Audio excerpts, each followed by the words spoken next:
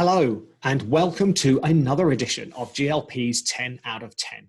And this week, we have with us the Lighting Design Group, or LDG for short, a New York-based broadcast television lighting design firm established in 1989. With an expert team across all phases of broadcast lighting and consulting, the company specializes in the design of studios, remote locations, architectural settings, webcasting, and permanent broadcast systems. Joining us today, we are honored to have Executive Vice President of Design, Mr. Dennis Size, and Senior Lighting Designers, Niel Galen and Mike Grabowski. Dennis is a multi-Emmy award-winning lighting designer who started his television career more than 50 years ago in Scranton, Pennsylvania. His resume is extensive enough that it could take up this whole interview, but to offer just a few highlights: ABC, CNN, Fox News, Oxygen, NBC, Lifetime, Harpo Productions, and Univision have all benefited from Dennis's expert eye. He regularly enters the political scene, lighting debates and conventions for all of the major political parties in the US. He has lit multiple televised concerts, coverage for 2 royal weddings, an interview with Pope Francis in the Vatican City, and has lit every US president since Ronald Reagan. Niel has been with LDG for more than 20 years, working all around the world. His work has earned him 6 Emmy Awards, and credits include multiple Olympic Games coverages with NBC, a multitude of programs for CNN, Major League Baseball, MSNBC, and CNBC. Internationally, he has also completed projects with NBC in Dubai, the government of South Sudan, and CCTV in China. Mike, in his own words, is an average former street magician from Philadelphia who somehow got turned on to broadcast lighting. He's been with LDG since 2007, with a credit list that includes AMC's Comic Book Men, the History Channel's Forged in Fire, MTV's TRL, along with shows for Bravo and VH1. His work is also regularly seen around the world on New Year's Eve as the lighting designer for Dick Clark's Rockin' New Year's Eve with Ryan Seacrest, live from Times Square in New York. Gentlemen, welcome to you all. Hey, Mark. Hi, how are you? Fantastic to have you. As you know, we've got our 10 questions to present to you. So maybe we'll crack on with the first question, which is, I don't know who wants to have a go at this one first. What was your first show as a designer? Mike, take it away. You know what? It was helping out.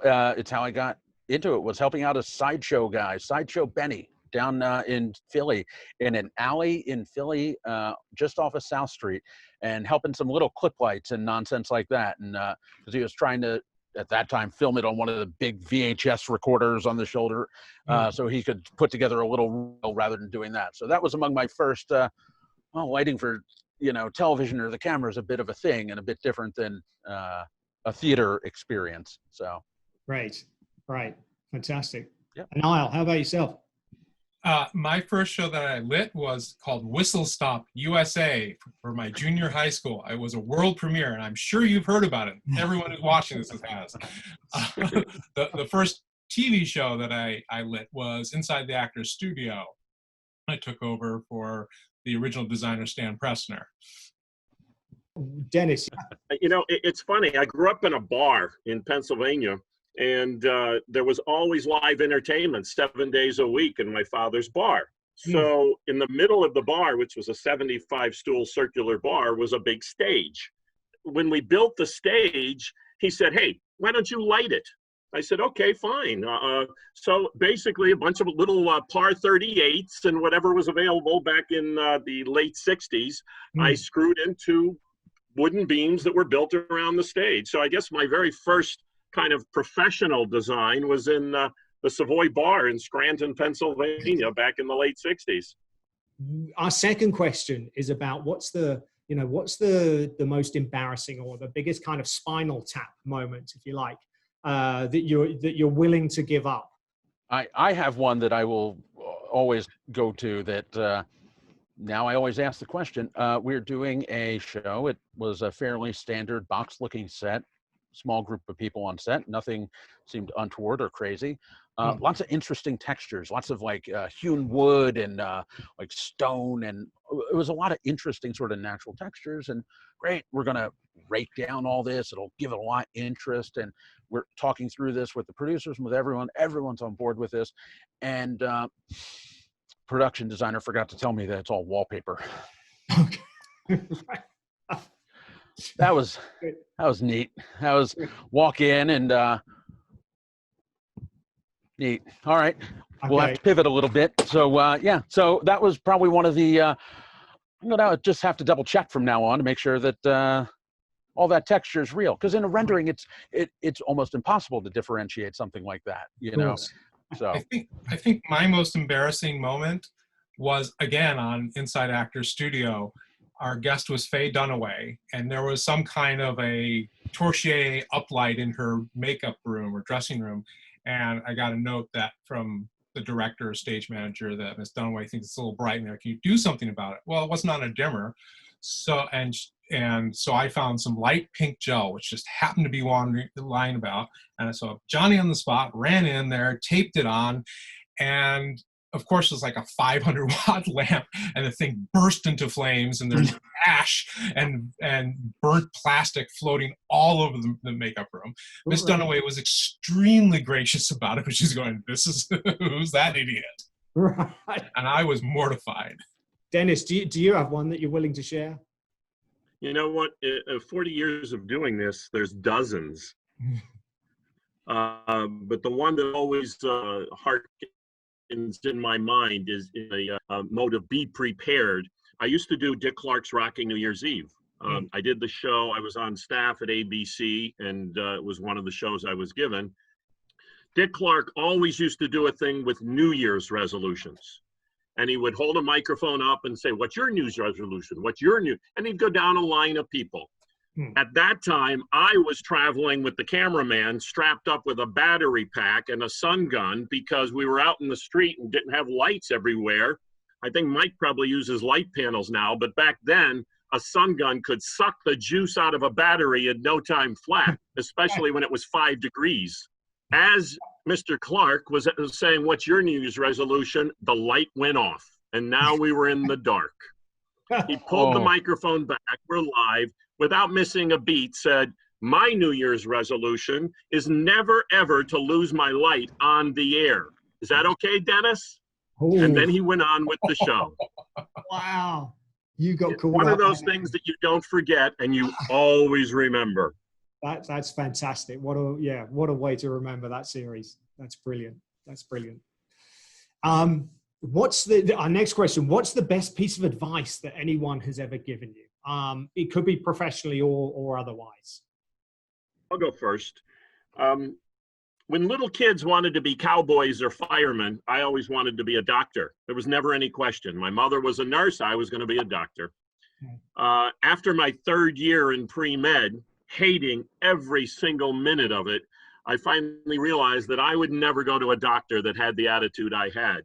But being a stubborn Irishman and putting that time in, I didn't know how to say I made a mistake. So one of my advisors, who was also a friend, just said, "You know what? Never go into a career that doesn't give you any long-term satisfaction." And at a time where I realized I was doing something perhaps for the money or the prestige or whatever reason I was doing it, I decided that is the best advice that anybody has ever given me at that point. Yeah. Wise word, absolutely wise words indeed. Yeah. There you are.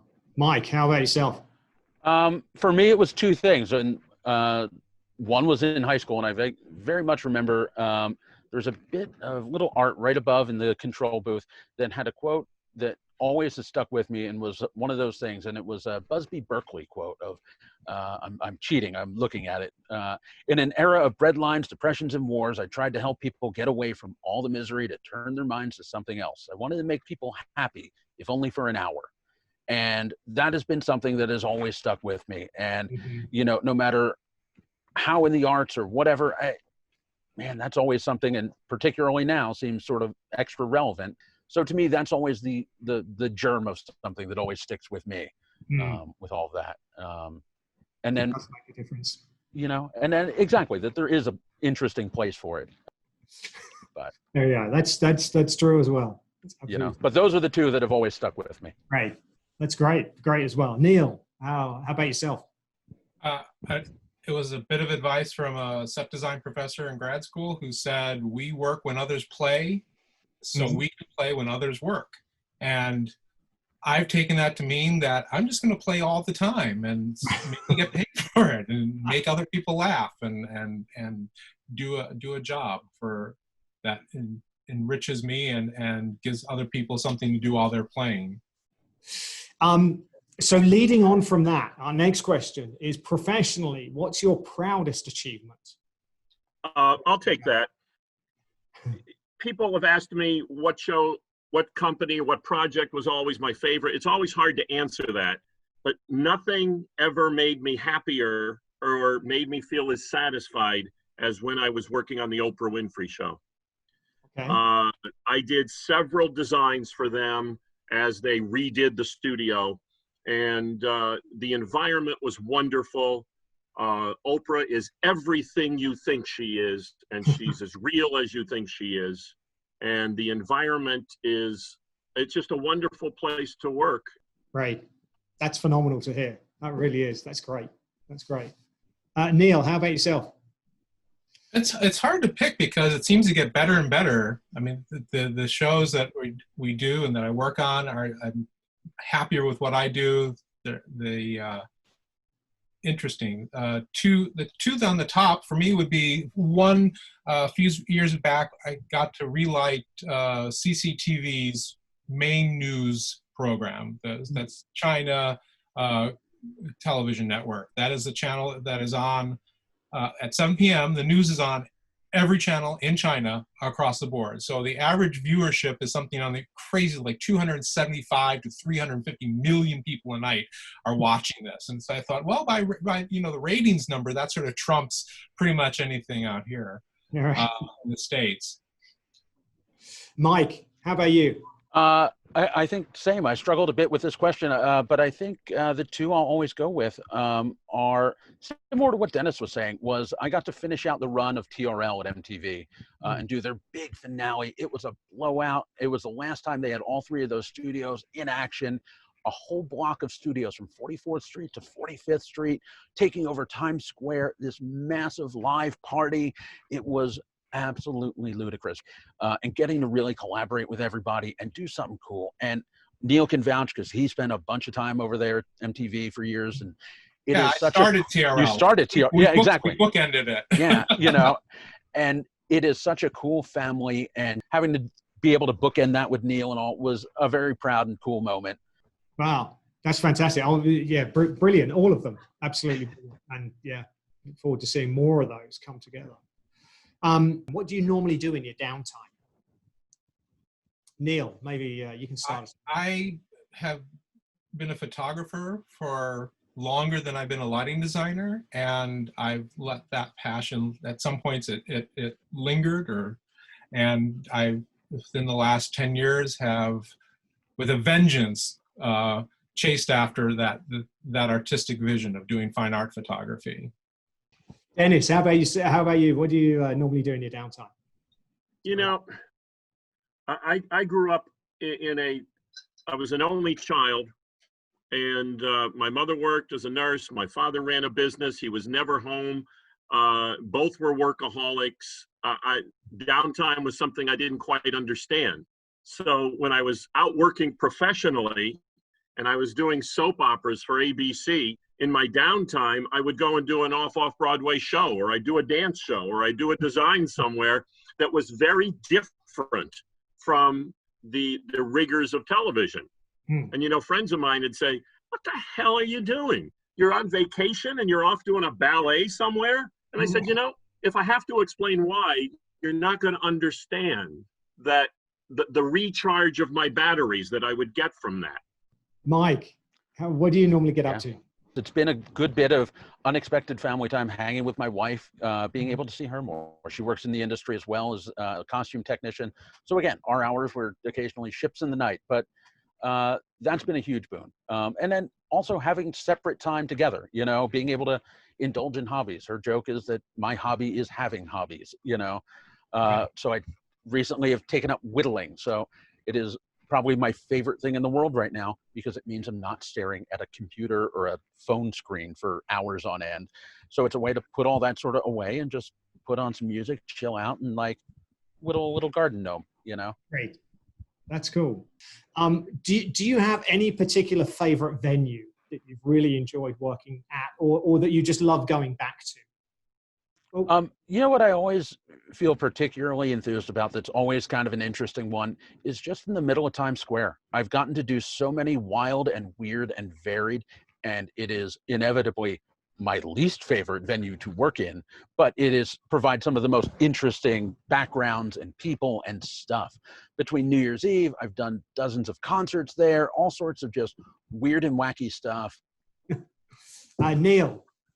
The nicest facility I've ever been in was when I was out on the road touring with a dance company, and we played a lot of interesting locations, and we wound up at the Bob Hope Performing Arts Center in Palm Desert, California. And it was just the most cush place to do a show. They had their act together completely. So that was great. Dennis. I'll be quick with my answer, apropos of what I said before. A little studio that was 120 feet by 120 feet by 120 feet, a whole city block at 110 Carpenter Avenue in Chicago, the home of Hartfold Productions. Best place I ever worked in my life. Yeah. Is there one artist or one, album that you absolutely love going back to? And it would be, if you were stuck on a desert island, what's the one that you would have with you? I go between two at the moment. Right now, if I'm drafting away or pounding away at work, I'm a old school metalhead. I love my Iron Maiden. Like, I'm just going to go right back to that, and that fits my mood, and I'll plug away with that. The other that I'll highly recommend that we usually have playing around the house is the Concussions. They're a weird little like surf rock tiki band that is just a cool mellow vibe around the house, and just sort of works, both ends of the spectrum. Yeah, that's good. Dennis. I'd always be torn between the Beatles' Abbey Road and Elton John's Goodbye Yellow Brick Road, which is one of my favorite albums that I've beaten into the ground. Or even Billy Joel's The Stranger, which is also a favorite. Right. But I also have an extensive, and used to have a very extensive musical theater library, and at the top of that is Pippin. Okay, great. Who would you pick, Neil? I found this question very hard because I have a hugely eclectic taste in music. I'll listen to damn near anything. I think it's actually, surprisingly, I was going to pick Aaron Copland's, and the album would be Copland on Copland, which is a compendium of most of his works that he conducted himself. Right. Yeah. Our next question makes you think back a little bit. If you had the opportunity to go and visit the teenage version of yourself and offer them one piece of advice, what would that piece of advice be? To do is go back and tell myself to lighten up. I mean, my mom was a nurse in surgery. She was the charge nurse in an operating room. She ran our house like the operating room. Everything was very disciplined, very rigid. The biggest fight I had was to think outside the box, to think of the envelope, to allow the creativity in me to not be stifled by the rigidity that I grew up with. As I said, I'd advise myself to lighten up. Don't sweat the small stuff. And in reality, it's all small stuff. Yeah, that's good advice. To lighten up a little bit. Neil, what would you say to the teenage version of yourself? Well, the funny answer is kiss the girl, but but the better answer is take more risks, which I guess is kiss the girl would work as well. But take more risks. Don't be afraid to make mistakes. Right. Yeah.